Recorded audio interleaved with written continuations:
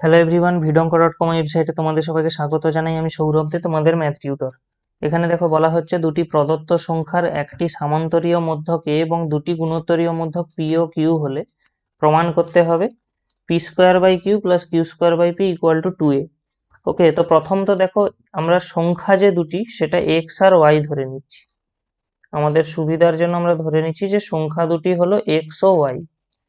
ওকে, তাহলে এবারে এদের সমান্তরীয় মধ্যক এ মানে কি না, এর ভ্যালুটা হবে এক্স প্লাস ওয়াই বাই 2।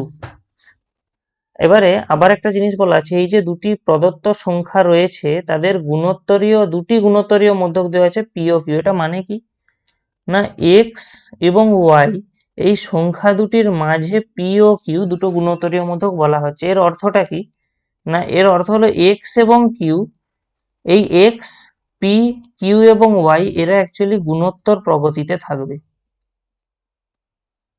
এই চারটি সংখ্যা গুণোত্তর প্রগতিতে থাকবে এবং আমরা জানি যখন চারটি সংখ্যা গুণোত্তর প্রগতিতে থাকবে তখন এই এক্স এবং কিউ এর গুণোত্তরীয় মধ্যক হবে পি এবং এই পি এবং ওয়াই এর গুণোত্তরীয় মধ্যক হবে কিউ। ঠিক আছে, তাহলে এক্স এবং পি এর গুণোত্তরীয় মধ্যক হবে পি, এক্স এবং কিউ এর।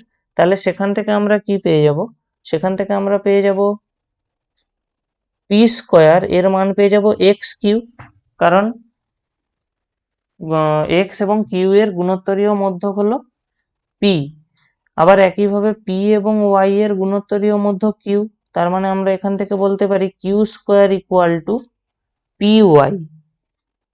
এখন আমাদের বাম পক্ষ যেটা দেওয়া আছে এখানে, সেটা কি দেওয়া আছে না, P square by Q plus Q square by P.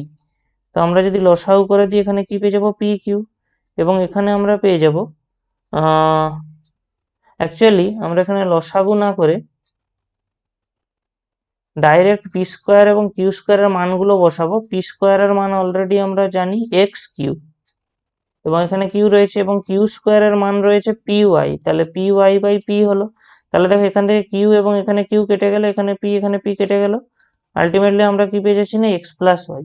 তো এরপরে আমরা এটাকে দেখো, আমাদেরকে এই এক্স প্লাস ওয়াইটাকে এমন করে আনতে হবে, মডিফাই করতে হবে যেন এক্স প্লাস ওয়াই বাই 2 আসে।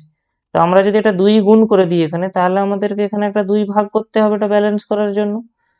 আর এই ভ্যালুটাই দেখো আমাদের প্রশ্নে রয়েছে এ, তাহলে আমরা কত পেয়ে যাচ্ছি, 2 ইন্টু এ।